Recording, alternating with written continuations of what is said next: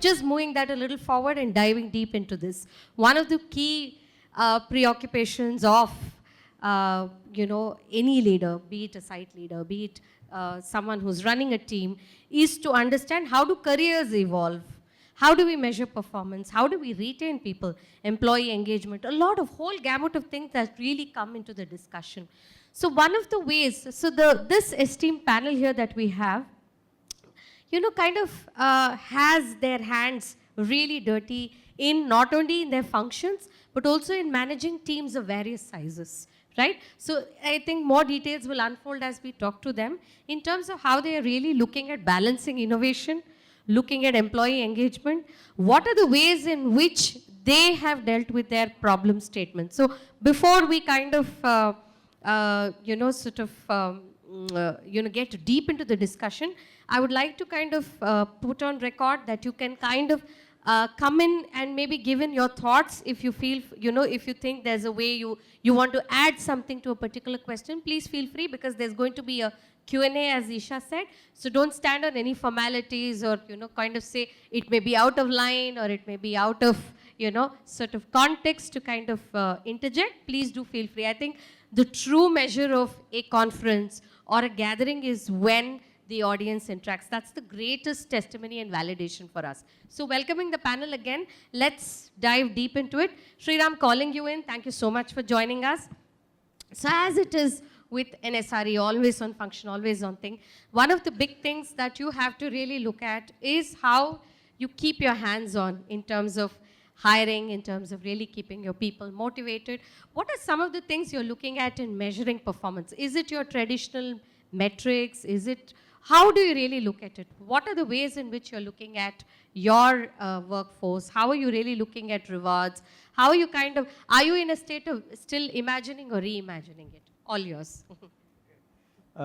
We've come a long way, I think, from a very traditional way of looking at rewarding by performance. We have really moved from there and moving towards rewarding for caliber, right? Rewarding for what they really bring in and what is their perceived value, that potential value that they could bring in is where we are going to, rather than just rewarding for performance.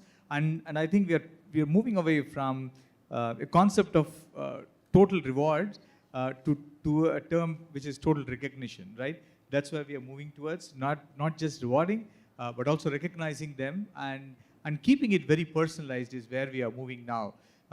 For example, if there is a Gen Z who is coming in to work, his expectation of a reward or a recognition is very different from a baby boomer or a Gen X kind of a person who's looking at the award, right? So when a Gen Z is coming in and looking for anything that they would want, they would probably want a enrollment into a management program, right? Or getting them access to our greatest lab that we have got, right? Or getting them a mentorship line with one of our execs, right? Those are the things the Gen Z is looking for. If you look at the person who is like a millennial who's just become a parent, right? His expectation is more flexibility, is more work by his terms, right? Or her terms and things like that. And if a person is from Gen X, his or her requirement is very different on stability, on kind of total rewards, on kind of stock options and things like that. So it's a very different personalized rewards is where we are going to, rather than just total rewards, we are moving to total recognition, I would say. That's a big shift that we're doing currently in our organization and what we're trying to do.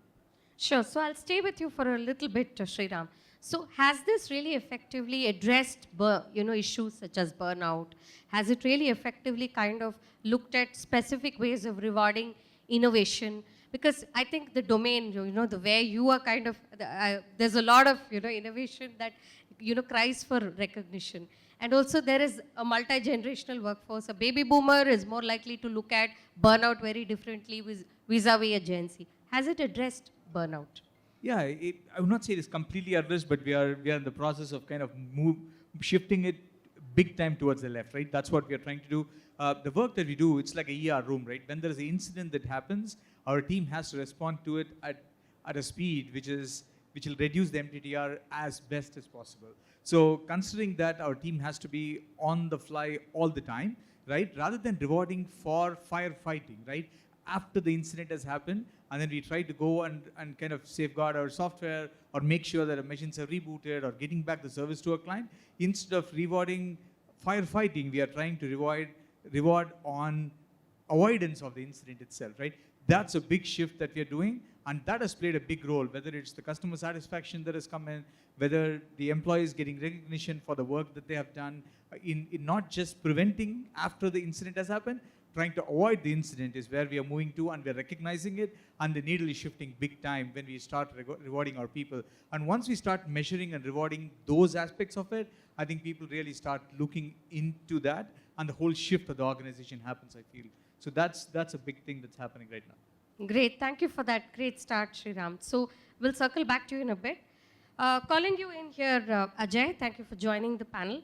So the greatest perception of shared services or GBS is, that this is possibly a transactional space. So given that, how do you believe that a reimagined rewards framework can actually add true value to how you're recognizing your teams? So one of the things that comes to our mind is you have some long experience in also being client-facing, right? And most of us, this entire panel has client-facing experience. So how do you really look at these measures or these frameworks or this reimagination tying back to client conversations and business outcomes? What could be the direct tangible output to it? All yours. So basically in GPS or shared service center space, historically efficiencies or cost has been the driver for recognizing performance or rewarding the employees. But over a period of time, when we are running for a long period of time shared service center, we have competition with even BPO service providers. They pitch in that we can offer you the same performance levels and SLAs and also deliver some value to the business. So there comes an external competition to deal with. And like in AECOM, we also face some such challenges, and to address that, what we have done, we have started linking our reward system to the business outcomes or value to the customers. So apart from measuring efficiencies or cost savings, we have started linking our reward system to what is the customer satisfaction improvement and how we are improving the quality. And apart from measuring GBS segment of performance, we have started linking it to business end-to-end metrics. So like if the business is interested in reducing their DSOs or billing cycle time, while GBS or shared service system will be able to do a bit of it, but we have started measuring and partnering with business in setting up metrics where I would say cross-department measures are being set and the teams are rewarded in a collaborative fashion. Wonderful. We'll circle back to you for, and pick your brains a little further. Srini, so R&D-driven environments cannot really typically look at a quarter-on-quarter. It's not a quarter-on-quarter game. So there's a long-term value creation play at this thing. So how do you really balance these nuances in terms of looking at team-based recognition versus individual contribution? I think even in our experience, we do see that there is a person who probably prefers to be a very key individual contributor. But then at the same time, he has to learn to be within a team. You had some interesting things that, we did discuss. So could you throw some light on how these nuances really play out in your rewards framework? Sure. I think there are multiple layers to that question that you asked. And that is an area that I'm very interested in and very deeply involved in. Because for the benefit of this crowd, we are a fully remote GCC. So we have our people working all across India and even 100% globally, 100% remote. Even globally, we are 100% remote. So we do have offices for people to collaborate if required, but looking at today's traffic, nobody turns in anyways. So we've been operating in that mode for the last 3 years. And in that environment, when you think about rewards, recognition, career frameworks, team recognition, individual recognition, they all take a different, I should say, dimension. Right, but largely, my thought is when you look at it from an innovation standpoint or when you look at it from a typical R&D teams, the mindset has to shift from short-term metrics to frameworks that reward experimentation, frameworks that reward learning, and frameworks that actually reward knowledge contribution.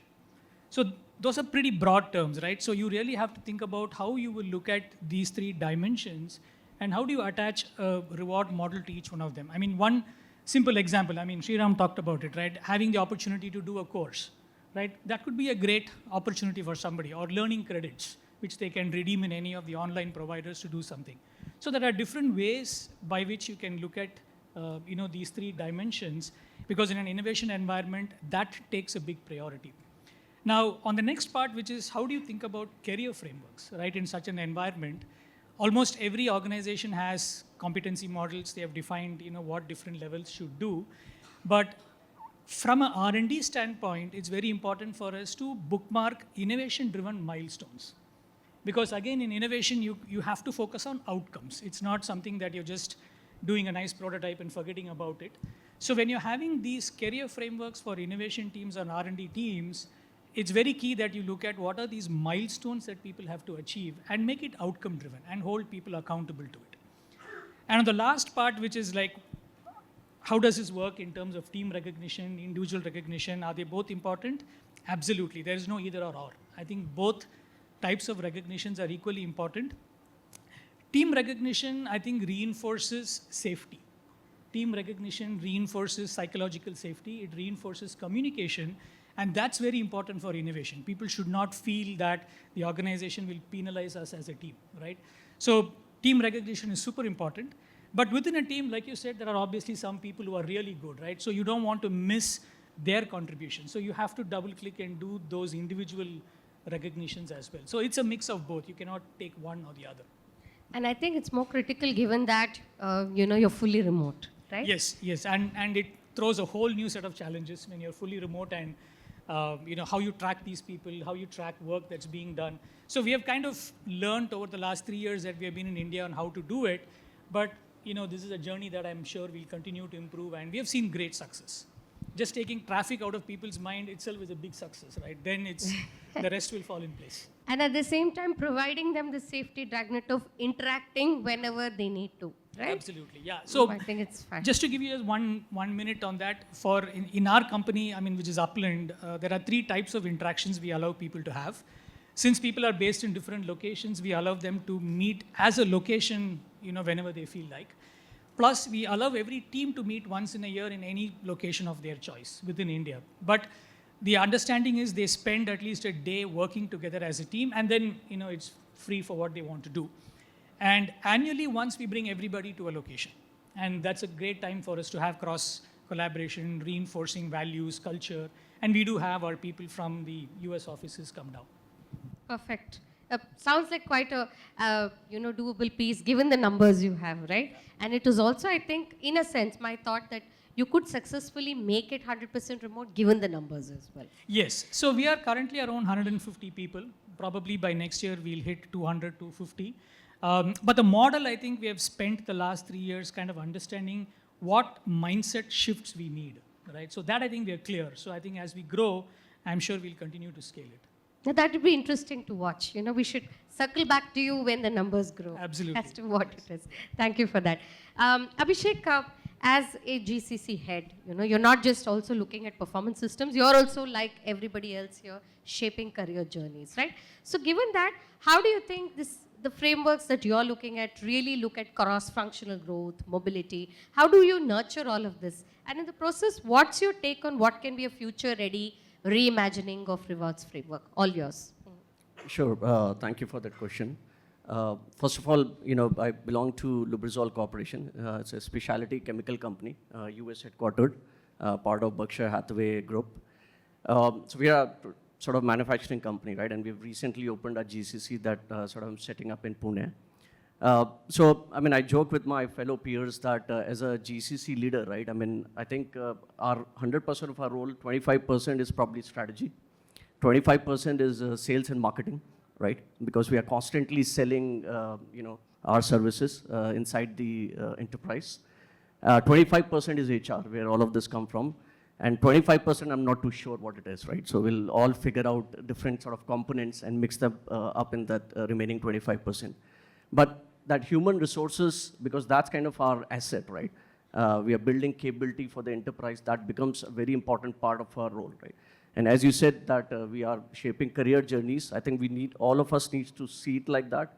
If we are not creating next generation of leaders, we are actually doing a disservice to our role, to our community, as well as probably to the country as well, right, at this stage. So the second part of your question, right, in terms of career frameworks, we look at, of course, reward in terms of financial reward is almost a baseline, right? You need to be competitive in the market to sort of attract and retain talent. So you can't discount the financial reward system that you have in place. But then, what can you actually fill more? Because you can't compete with, the 100th percentile of the organization, right? If you're in like 50th, 75th percentile. So you need to have the right frameworks to fill that gap that you have towards the leaders in the industry in terms of financial rewards. So we look into sort of three main areas. So one is learning and development. I think that's potentially, in my view, probably the second most reason of why somebody will leave your organization, culture being probably the first. So we have created a really, comprehensive learning and development program for our employees at all levels. We have manager one-on-ones. We have a manager development program separately. We have a talent identification framework, and then we reward people based on sort of high potential talent, right, who we have identified through those frameworks. So that I think does make sure that at least you can't retain everybody, but you retain your best talent. That's kind of your focus areas. So that differentiated offering kind of helps. The second part to it is, I think, flexibility and mobility. We're of course not as flexible as you, but we have a flexible work from home policy that I think almost is kind of becoming a baseline these days. But then mobility, I think, is pretty critical, especially making sure that people have career mobility, right? So that's how I look mobility. So what we have done is, we have 3 entities in the country. We have made sure that we have harmonized policies, HR policies across all our entities, the business entity as well. And we make sure that we have a path for employees to move into our business side, and then vice versa as well, right? So that career path, I think, is very critical, because you won't be able to kind of create career paths always in the GCC environment. To actually leverage our business presence and making sure we, rather than losing the talent to outside industry, we actually kind of move them internally, I think is critical. And the third piece is, I think, holistic well-being. As part of our benefits plan, we make sure that we have best-in-class healthcare that we give to our employees. We have our engagement score that we track at a team level and then individual level in terms of how those are improving. We have reimbursements of a lot of other aspects of medical healthcare as well. So holistic well-being, I mean, to be honest, we started looking at this in the beginning itself when we were designing the office. I think it starts from there. We talked about Gen Z. Getting them to office is hard, right?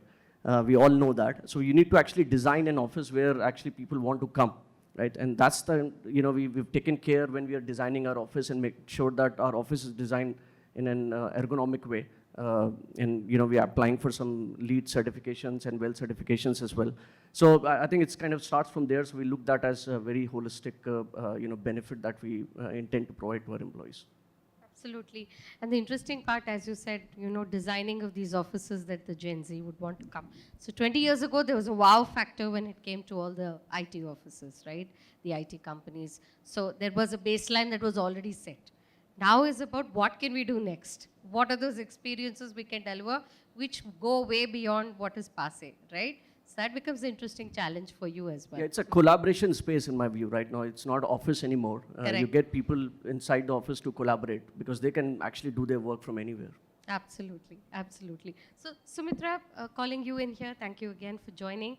So one of the things that we passionately need, and that's a thread that came across, that, Abhishek just said, if you're not creating the next level of leadership, we are doing great injustice to our organization as well as to the country, the GCC community and the country. So what are those leadership frameworks in your role that you are very passionate about, and how does it really impact the story you're putting out there?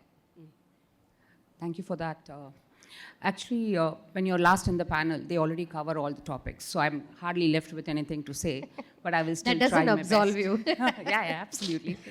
But let me just kind of share some insights on what we have actually done within Invesco. we kind of created and curated a leadership framework at all levels. It is basically a model whereby it is leading self, which is predominantly for the people who are the beginners, who are our executors, right? And then the leading others, who are our managers, the leaders, and all those who are actually the people leaders predominantly. And the last on the pyramid is the enterprise leaders, the one who are sitting on the senior management role. The behaviors are the same that we have kind of curated there, which is about acting as one team, creating high-performing organization, creating high-performing teams, communicating with an impact, and definitely focusing on client successes. However, the expectation and the drivers from there is different for each one of them at each level. Now, what happens is this framework kind of created ownership at our people, within our people, the ones who are there at the beginner level also, because now they have clearly defined expectations that actually curates and tells them that you're going to create a value as well as an impact for the firm. That by itself is motivating them in terms of their engagement ratio, in terms of kind of giving back to the firm, as well as how actively they are contributing to the firm's objective at large.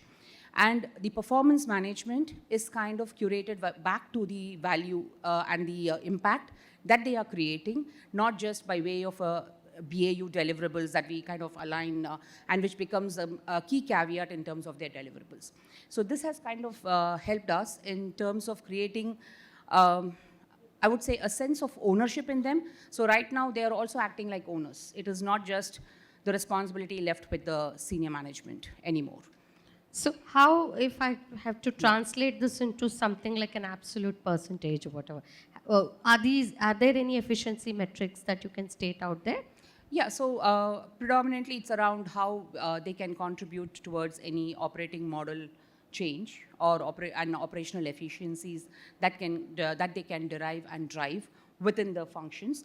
So here I'm going to be talking more only around the operational piece because I have quite a lot of my panelists who are on the tech side. So I'm just going to leverage on the ops side. So yes, there are numbers, there are drivers, but leaving that aside, we also try to help by way of a skilled development. And this is by way of the various coaching, mentorship, which is already mentioned by others here. However, the other one key element we also try to do is a study support, which is like they can come with a program as to what they would like to do, and we would be supporting that, which will also help in upliftment of their skills. Perfect, perfect. I think the interesting part of this panel, as we see, as they, kind of speak about some of the things they're doing, is they lead large teams, but they're not hardcore HR people, but HR is knitted into everything that they have to address. So that's an interesting thing, right? Because I think in today's context, one does not see employee engagement as something divorced from HR. Everybody has to be an integral HR person in themselves because you're managing people all the time. And the interesting part is you're 100% remote as well, Srini. So just to take the discussion a little further, Sriram, calling you in here. So you spoke about Gen Z and the multi-generational workforce. What are those top 2 things you think GCCs are now uniquely positioned for to address the whole rewards, the reframing of the rewards frameworks? What are those 2 top things? And why do you think GCCs are uniquely positioned at this point of time, at this juncture? And will this hold good 2 years down the line? Interesting. I'm not good at predicting, but I'll go ahead with the question that you asked, right? We are in a right position because of the confluence of things that is happening, from just being a back-end office or doing the work that are asked to be done by us, to where we are in the driver's seat, kind of running strategy, deciding on what will be the next product, what will be our go-to-market strategy would be, what will be the next AI thing that we'll apply, or working on the deep AML algorithms that we work, or working on the next choosing the cloud migration strategy or anything of the sort, right? We are kind of there in the driver's seat in most of it. That kind of gives us an opportunity to drive global mandates, and that, I think, makes us decide a lot of reward programs that can be globally aligned today. So since a lot of things can be decided here and globally followed, rather than we trying to align to global, so what we do here as leaders that you put out as programs here would be globally adopted if we do this? Because I think that time has come. I spoke about this some time ago as well on the compensation of our people, which is one of the big components of rewards, right? I think that's a very important concept. Everybody understands, right? I think everybody agrees with me saying that the component, that salary is the most important component of the reward. So, do you think we are paid well as GCC people who are running GCCs, our employees?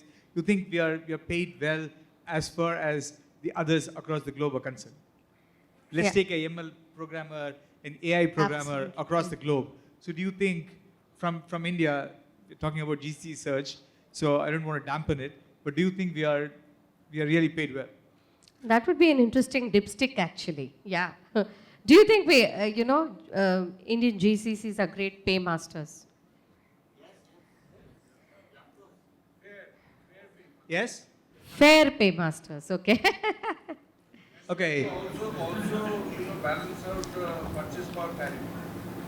If you look at the purchase power parity between the home country and India, and the lifestyle that GCC salary can offer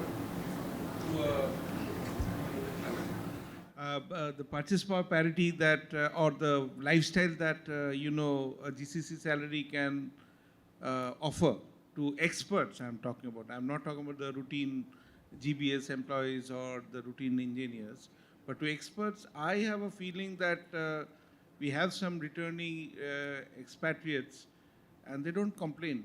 At times we have actually heard, except for the Bangalore traffic, everything is better. Yeah, great. Thank you for that. We'll come back to the panel, yes. So, I beg to differ. You think your grandfather was better paid than you? Or you are better paid than them? You are better paid than them? Everybody agrees? It's a myth, isn't it? You're not paid more. So assume, let's take an equivalent, say 50, 60 years ago. Let's take a public sector company or a Tata, an executive, a trainee, management trainee who joins the Tata, say 50 years ago. What would have been his salary? Like So I 500 rupees? So I think it's also a product of time 500, value of 600 money, rupees? right? Sorry? It's also a product of time value of money. Absolutely. Right, yeah. I agree to that, right? So assume it's probably like 6,000 rupees a year, right? That's kind of the salary we are talking about. And today we are talking about, whatever, 6 lakh rupees probably, right? For a starting person who is joining, right? How do you compare whether 600 was good or 6 lakh is good? Sorry? No, let's take the median, right? Let's not talk about. Yeah, you can, yeah. Yeah, I think this is an interesting thing. It's an important thing if you have to talk about Yeah. rewards, this, right? So, Sure. go ahead. Yeah, that's what. You're talking about creme de la creme, right? So, Not cream de la cream. You said a particular skill. Yeah. AIML. So, Okay, let's take, say 15 lakhs. 15 lakhs फिर भी थोड़ा बात बनता है. 15 Correct. lakhs. Yeah. Agree? So It's like, no, you're talking about a real top class guy from a Yeah. probably. We are in the GCC. We have to Sriram. serve the One- world. yeah, 1.5 Sriram, have that. we'll Sure. circle back quickly. Yeah. So very quickly, yes. So, so how do you compare the salaries, right? So let's take a standard measure, right? Gold. What is the value of gold, a gram of gold, 50 years ago? Any guesses?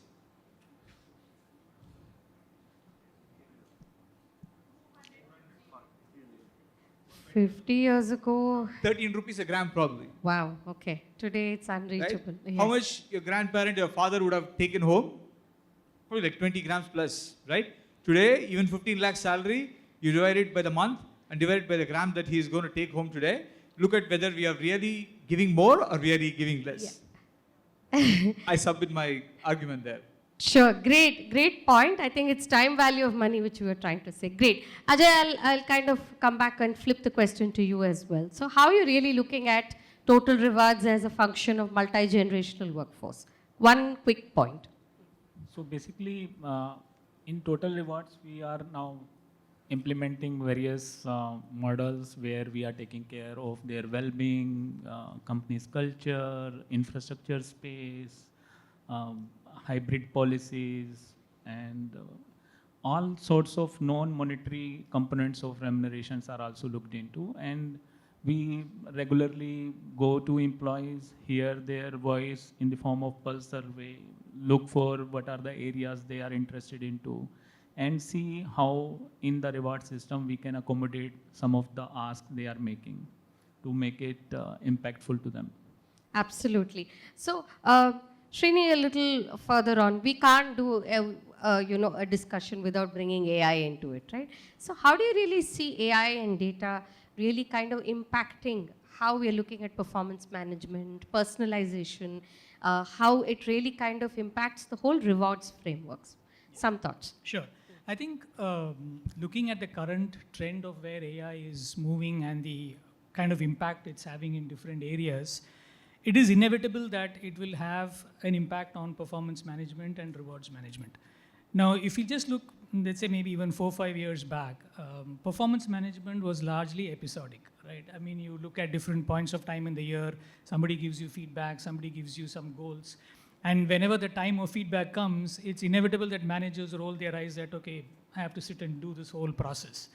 I think where AI is supposed to change that thought process is in terms of giving you continuous feedback, right? Depending upon the tools that you use, AI can definitely tell you all along the way how you're doing, what areas you need to improve on. It can keep giving you that nudge, right? And that can also be an insight into the manager to say, okay, how do I shape this person's work, right? So that I'm able to deal with some of these nudges that I'm getting from AI. So there is definitely a positive impact that I see that AI will have on the performance management. And similarly on the rewards, right? I mean, like Ajay said, and even like Sriram said, over the course of time, I think personalization is becoming the key with respect to rewards and recognition. So we definitely have to look at how AI can play a role there. And the flip side of this is people don't want AI to take control of performance management or rewards management, right? Because there is always that whole factor that human touch in these things goes away. Absolutely. Right? So I would see AI making a difference, but it has to be an augmentation, not a replacement. So how we do it is left to each organization. Absolutely. Abhishek, your thoughts? Yeah, I concur with that. Absolutely. I think a lot of predictive work will start happening in performance management. I mean, you can get data from how employees are engaging, right, on different platforms, their login times, all of that, and actually come with predictive indicators in terms of, whether somebody's engaged or not, and actually reward them based on, that, and devise your framework accordingly, right? I think one other important parameter could come is, I think from rewards, one of the biggest challenge that you face is, are your managers or supervisors equipped enough to kind of do the reward in the right way, right? So maybe AI could actually help also point out biasness that could creep in, right? And this could be at all levels, including gender biasness or other cultural elements can that also be predicted. So I think that would be a very interesting area to watch out for once we start getting data and actually apply AI. Bias. You stated the elephant in the room, the long-standing.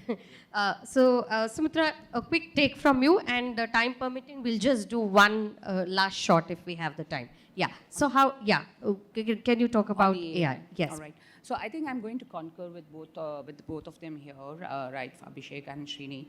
But I really like the last fact that Abhishek mentioned with respect to the bias as element, right?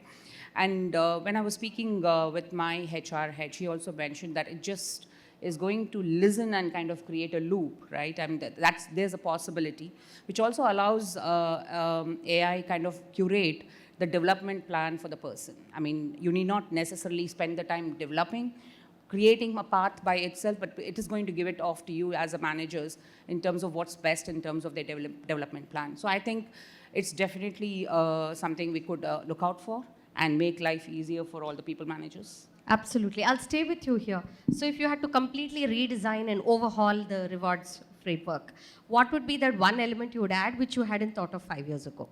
So I think in the interest of time, I would stick to the impactful storytelling. That's the 2 words that I will use. That's Absolutely. One word from you, Abhishek.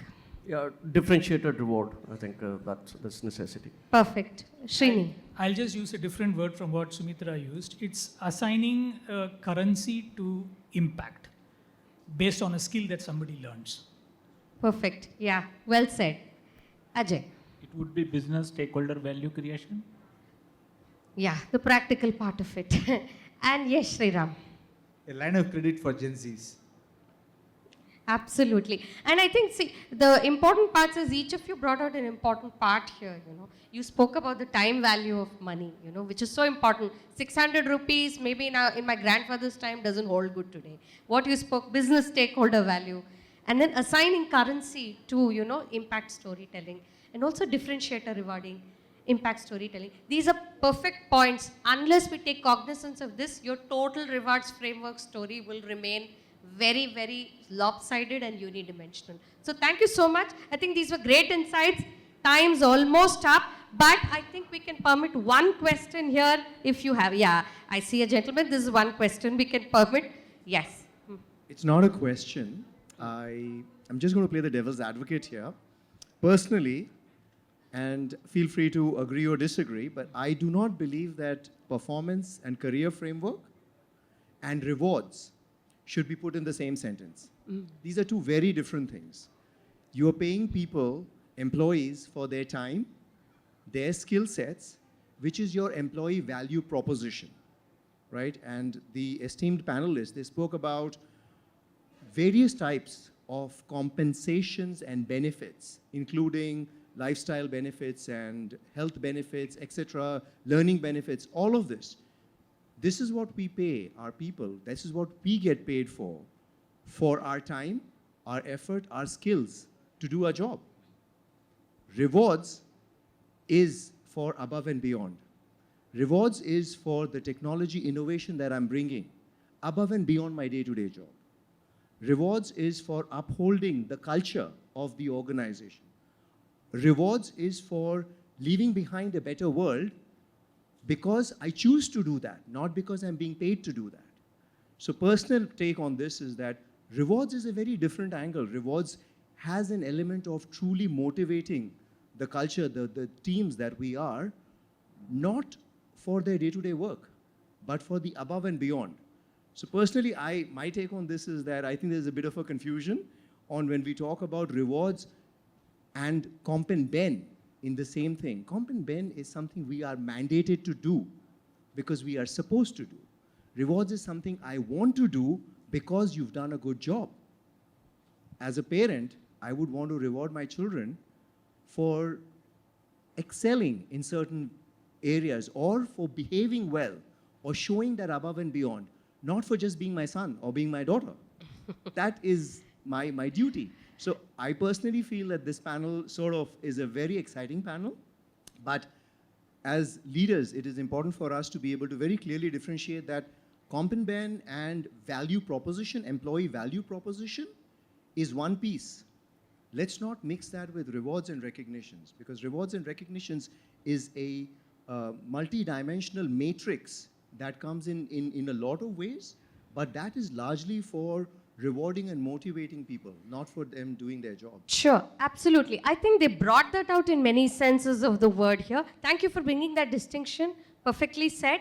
But I think that distinction came out in many hues in this panel as well, because I think they spoke about different ways of recognizing employees, right? So compensation is a given, it's a bare given.